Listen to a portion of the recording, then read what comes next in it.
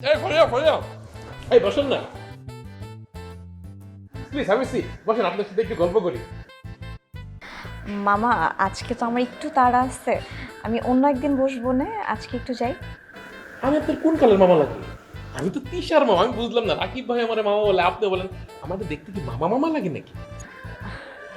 না তো মামা, আপনার বিয়ে কবে হচ্ছে?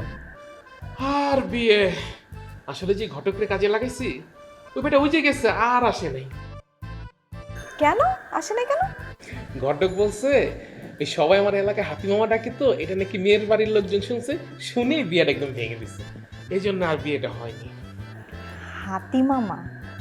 মামা আপনার অবস্থা তো খুব খারাপ।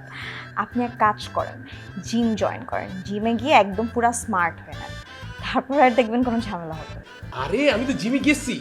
জিমে যাওয়ার পরে আমাকে ইনস্ট্রাক্টর আছে না, সে বলছে যে ভাই আপনি এখন থেকে ভাত খাবেন না, রুটি খাবেন না, আপনি চাইলে মাংস খাবেন। কিন্তু যেটা হয়েছে, আমি ভাত খাওয়ার পরে 1 কেজি গরুর মাংস, 4টা খাসির রান, তারপরে 21টা ডিম, অনেক কিছু খাওয়ার পরে আমি আর একটু বেড়ে গেছি, এই জন্য জিমে যাওয়াটা বন্ধ করে দিয়েছি।